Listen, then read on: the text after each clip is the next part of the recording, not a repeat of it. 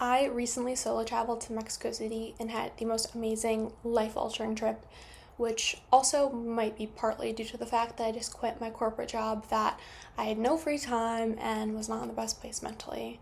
But this trip really did a 180 on my life. I actually spent the previous school year teaching English in Spain, traveling all of the time, so this trip really made me feel like myself again.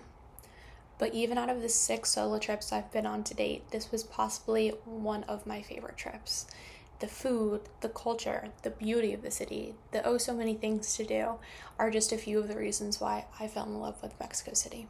If you're considering visiting Mexico City, first of all, great choice. This video will break down everything. We'll get into the nitty-gritties of what activities did I do and do I recommend them? What activities did I not have time for that you might want to do? Where did I eat? What did I buy? How much did I spend? And things I wish I knew. All of those will be coming up next. There is so much to do in Mexico City.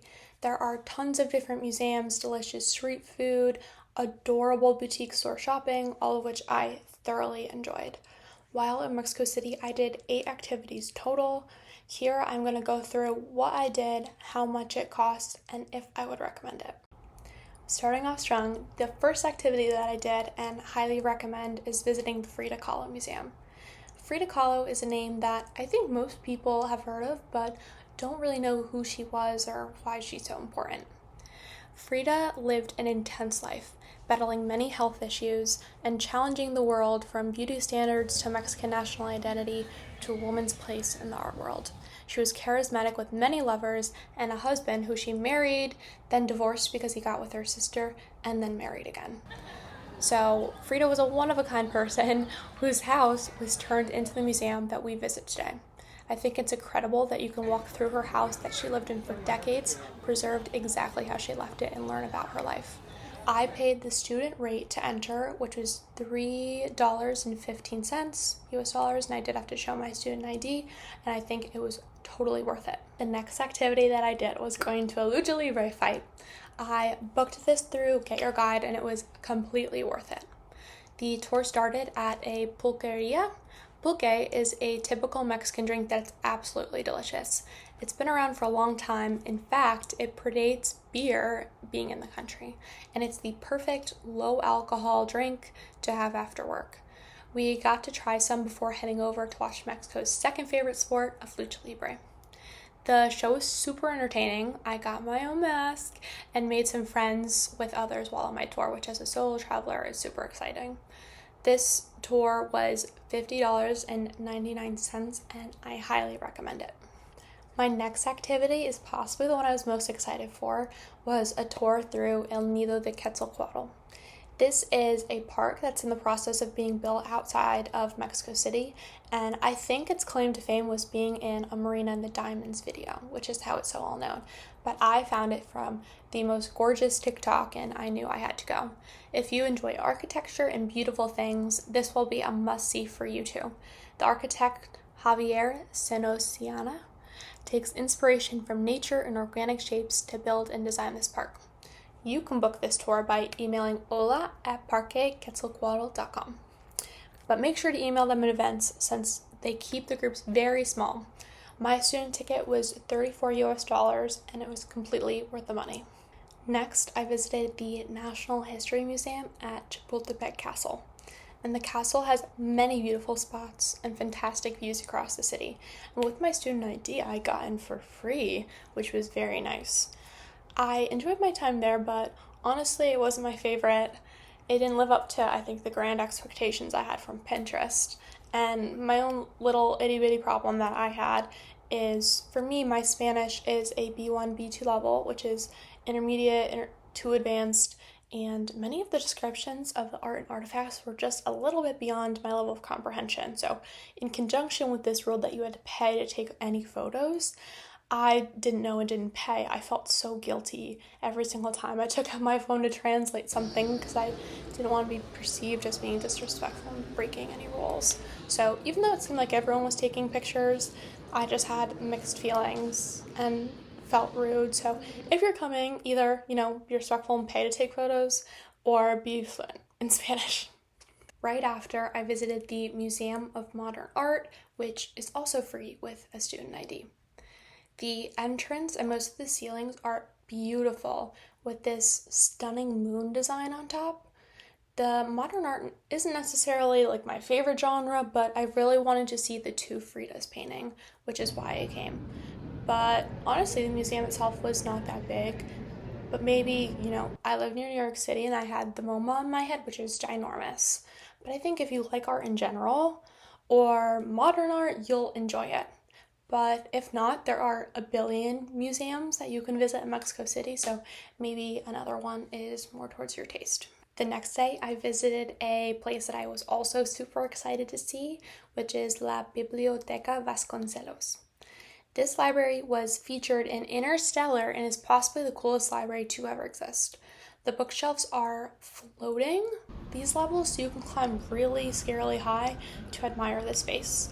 If you bring in a bigger camera or want to take photos with something other than your phone, you do have to go through this process to sign in and sign a waiver and all of this stuff, just so you know. But if you like libraries or architecture or movies, this place feels like a must-see and it's free. My last day, I did 2 tours, the first of which almost canceled on me, which was a hot air balloon ride. 2 days in advance, I get a message that it was canceled, so I was scrambling around all different sites looking to find another one, which I thankfully did. This ride is supposed to go over the Teotihuacan pyramids, but it truly depends which way the wind is blowing. While it was a nice yet slightly foggy day, the wind was unfortunately not in our favor and pushed us away from the pyramids, which is a little sad. This tour was $170 per person, but it included the 1 hour transportation from your hotel to the balloon location. It included the balloon ride and the bus ride back after the pyramids, and plus breakfast. So it was definitely worth the price as long as you're okay with the possibility of, the balloon not going where you want it to. The Teotihuacan tour that I booked actually right when I arrived at the pyramids. To be completely honest, I booked this kind of fast and thought the tour was included. So when I learned that it wasn't, there was a tour guide who seemed super knowledgeable offering his services, and I joined him. This was possibly one of the best tours I've ever been on. It was $31 and I got a small group tour of the pyramids led by a local Aztec descendant who gave us so much context to what we were seeing. We got a ride to a local store with a tequila and another pulque tasting, a trip to these mystical caves where we did this Aztec ritual to see our aura, and to a cacao tasting. It was a great price for the many things we did in 2 hours and 45 minutes. Amazing. Would recommend 100%. So my total spend for all of my activities was $289.14. And thankfully I had my student ID, because had I not, it would have been a lot more expensive. And still, there's so many other things that I wanted to do but didn't have time for. I'm going to include a list here of those things. They all seem so super interesting, so sounds like I'm just going to have to go back. I don't want to toot my own horn, but I'm very happy with the shopping that I did. I bought 5 things, the first 2 of which are both linen from this store called Rufina. One is this adorable top that was $44, and these pants which were $46. The quality seems great, and I love the unique design of the top. The next were this pair of earrings that are $62. They are phenomenal quality. They have such a weight to them that immediately when I was shopping and picked them up, I was like, these are real. These are legit. So these are awesome. I've worn them a few times. No changes, which is great. The third thing that I got was this little magnet, this Aztec calendar magnet. I got it from the tequila and pulqueria place that I went to on my last day. And honestly, I'm going to start a new collection for this new era of my life of travel magnets. The last thing that I got was this bracelet. It's the only thing that I regret getting. Because look, it's a dupe. I'm not really a big fan of dupes, but I was shopping from this sweetest little old lady, and she was like, this would look good, this would look good. And she helped me try on a billion things, and I just felt like I had to buy something to support her, and I ended up with this. It's fine. As soon as I tapped my card, I regretted it, and low key was $50, and it's already like kind of discoloring, so that made me sad. But I'd say in total, overall, I did a good job with my shopping. I spent $206 on everything that I got.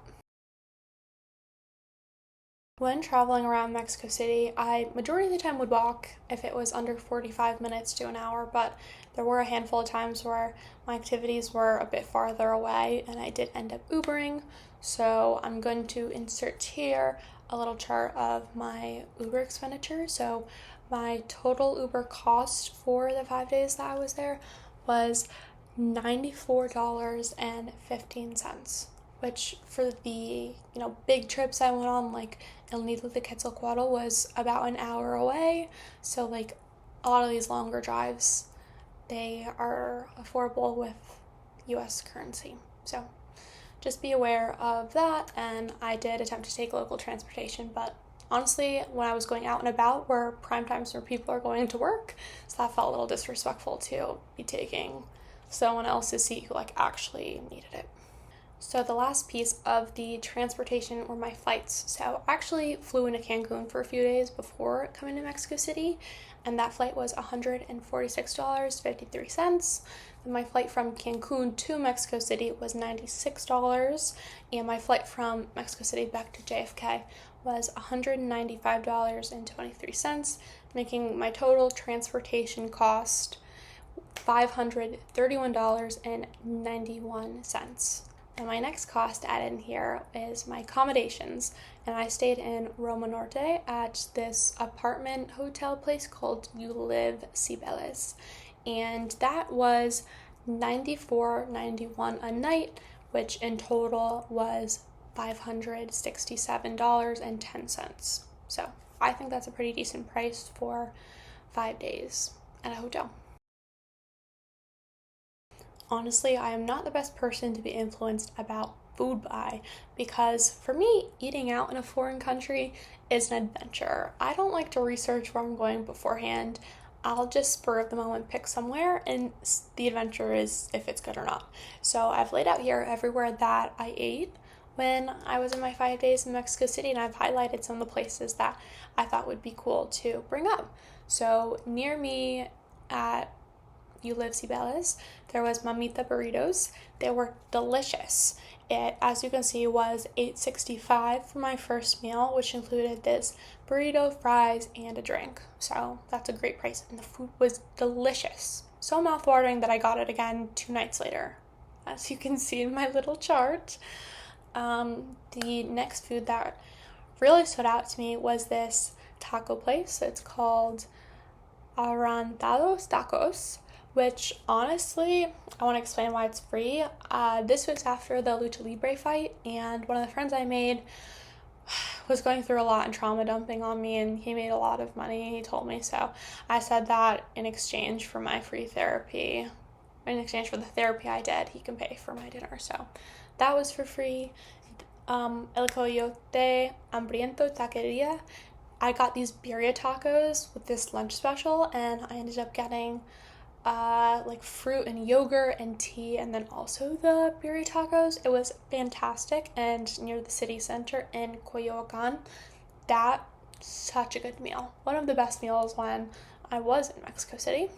Then another place I really enjoyed was El Pendulo in Polanco. This was the most beautiful bookstore I've ever seen in my life. That also was half cafe. So I ate, charged up after my busy morning, and had this massive stack of pancakes with berries on top, a chai latte, and a water, which is why it ended up being $19.55 and totally worth it. Delicious.